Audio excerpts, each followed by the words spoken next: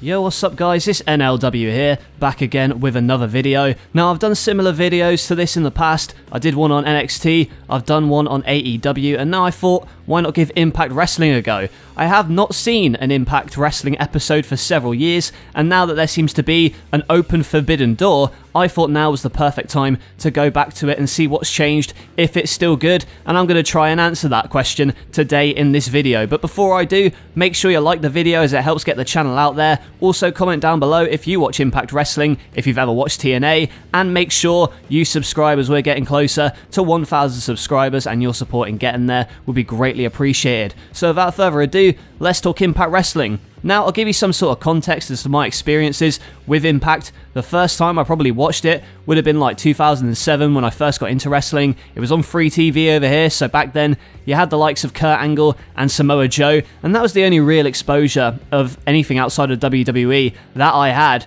And at the time, I knew that Kurt Angle and Samoa Joe were big deals, but I don't really have a reference point as to them being in WWE. You know, at the time, I was just a kid, so I was only really watching the big leagues in WWE. But in my eyes, I saw those two guys, and perhaps Christian Cage as well, as the biggest stars of TNA at a glance. You know, I'd catch an episode or two here and there, but I wasn't really invested until 2010 when Hulk Hogan came in. I watched TNA religiously from that point. I'd catch all the pay-per-views. I remember Lockdown 2010 being one of my favourite shows ever, and same with Destination X 2011. It's weird to say in hindsight because obviously you look back on that time period of the company and you think it wasn't a good time at all. So also Jeff Hardy going to TNA, that really piqued my interest because he just left WWE and I wanted to see what Jeff Hardy was going to do with his career, so I was going to follow any company that he was involved with. Matches with the guys like RVD and AJ Styles, that was my thing, and from then on I didn't really keep up with it that much. I'd like to say between 2012 and 2014 I'd watch a few pay-per-views. Wasn't really keeping up with the weekly show until 2014 when they brought back the six-sided ring and Kurt Angle was the GM and they were broadcasting shows from the Manhattan Center, and that's where I really got into it again. I think they had a Full Metal Mayhem match around the time with the Hardys, the Dudleys and the American Wolves, which I thought was great. And then 2014, start of 2015, that's when I was really heavily into TNA. I went to a show in London at the start of 2015. The main event was Lashley and Kurt Angle for the TNA title, an absolutely fantastic match. The crowd was really into it, and I remember Grado being there as well. It was just a really good atmosphere, and I thought that, man, like, they've got the talent there, and it seemed like it was going on the way up. I know they'd had a couple of tricky years, but it seemed to be growing. And then I kept watching into 2016 with the Broken Hardy stuff, Matt Hardy's Ultimate Deletion, Final Deletion, whatever you want to call it. All of that stuff I thought was great. The DCC, I think it was, like Eddie Kingston's faction with Bram and I think it was James Storm, I can't quite remember, but I remember loving that stuff and the stuff with the Decay as well, I really enjoyed. So as a company, I'd keep up with them until like 2017. The whole Anthem takeover kind of put me off it. I got back into it when Pentagon became the Impact champion, and at 2018, no joke, Impact Wrestling turned a point creatively, in my opinion. For years, it was booked like a low-tier joke, and now you had this change of management in 2018, and at the time, Impact, along with 205 Live, was my favourite weekly show to watch that year. You had the likes of Austin Aries, the Lucha Bros, Santana Ortiz, Eddie Kingston, John Morrison, Brian Cage, Matt Sydal, Karrion Kross, Moose, Ishimori, Sami Callihan, and more. You know, a lot of guys that have since moved on to AEW, which is perhaps why I like AEW so much these days, was because of this Impact roster that they had at the time. They took a lot of the stars from Lucha Underground, which was another show that I really enjoyed, and signed them to Impact Wrestling. And Slammiversary that year, man, that was so sick. Like LAX versus LAX, I think it was. Penta versus Sami Callihan, Hair versus Mask, that was awesome. Just a really good group of wrestlers, and the arena in Canada they broadcast from had such a cool, unique setup in that nightclub,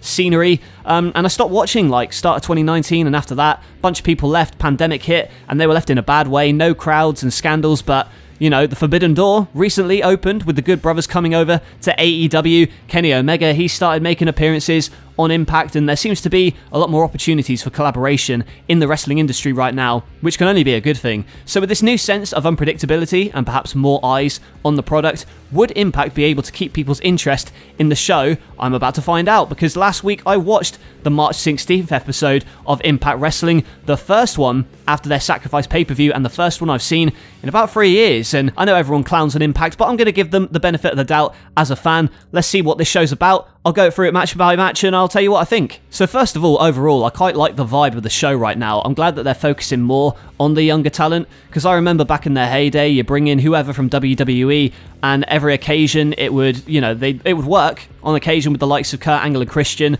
but you don't want to be seen as a dumping ground for former WWE talent, and I feel like TNA had that stigma for a very long time, and that's something that AEW has to be very careful of at the moment if they sign too many legends.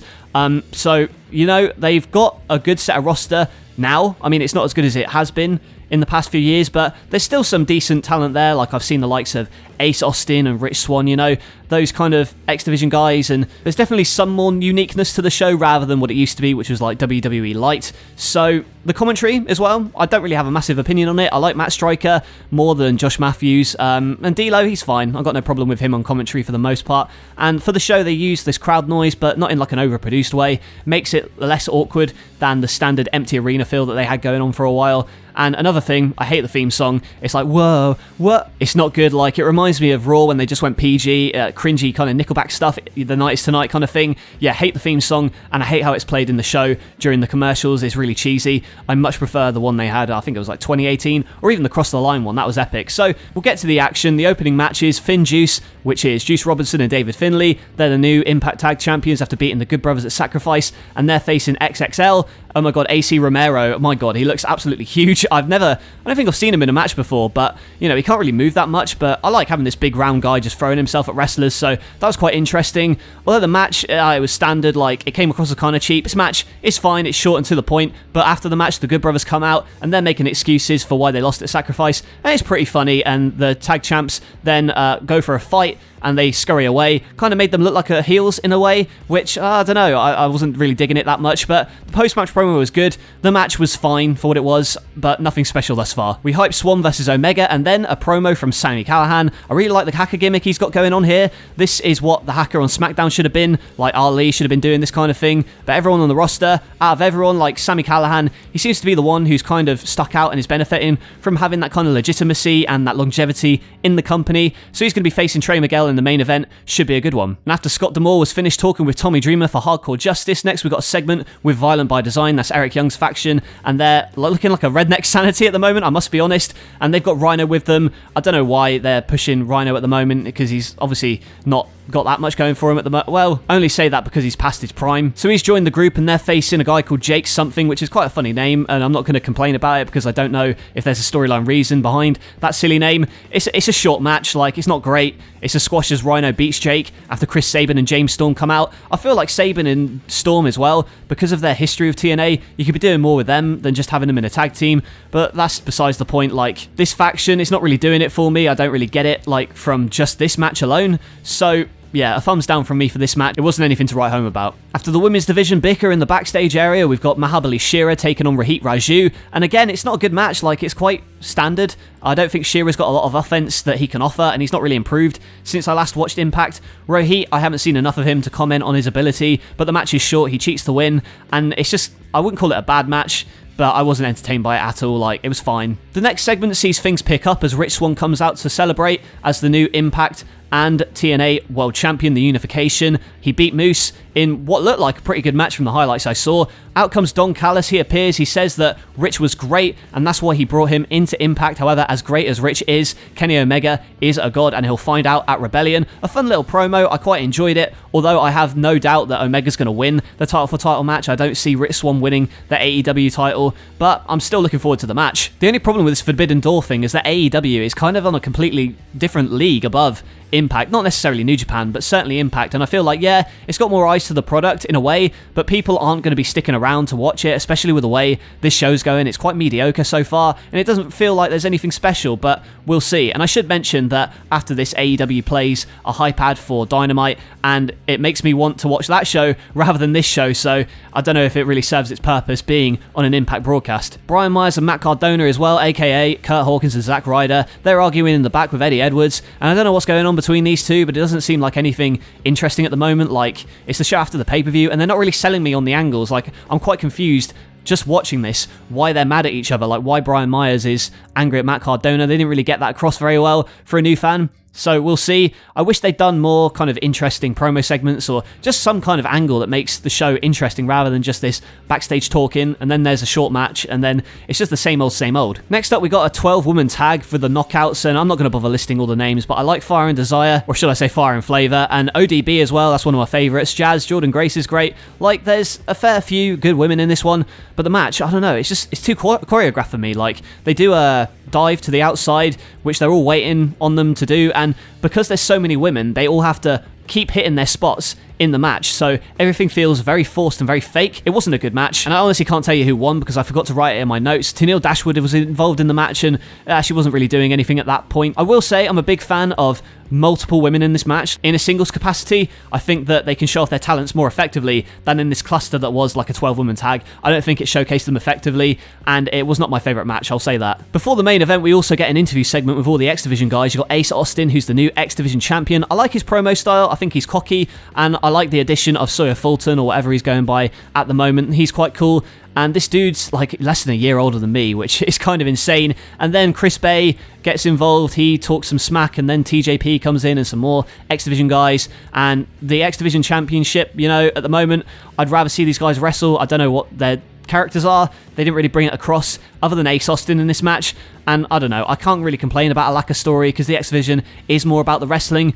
And maybe I need to catch a week where these guys are in action to give me a fairer sample size of Impact, if you see what I mean. And now we come on to the main event. Not going to lie, I wasn't looking forward to it beforehand because of the way the show was built up, but we got Sami Callihan going up against Trey Miguel, formerly of the Rascals, and I have to say, like, this match was absolutely fantastic. It more than made up for sitting through the previous hour, and I will say about this show is it did go by pretty quickly. As much as everything was kind of mediocre, it was only like an hour 20, something like that. A very easy watch to sit through, but this main event, this was very entertaining. There's a bunch of creative counters early on. There's a point where Sami traps Trey's foot in the ring post and he stomps on it. There's another point where he gets trapped in a Boston Crab from the top rope. Trey's got some cool moves and cool counters, like a quit spring sit-out cutter on the ropes on the outside. Sami's really vicious though in this one, like he dives at Trey into the barricade and then gets dropped on the floor. Trey's about to beat the 10 count on the outside where Sami pulls him from his legs and kicked him into the steps. That's good, but not good enough as Sami's using the heel tactics, crotches Trey on the top rope,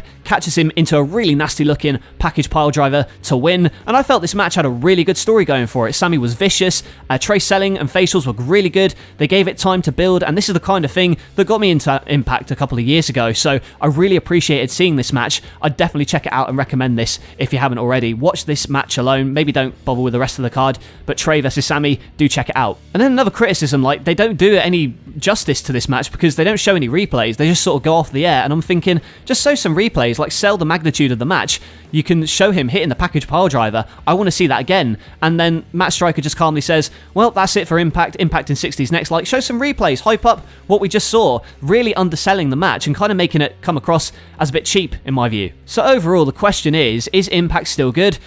No, in my opinion. Like, it's difficult to say though.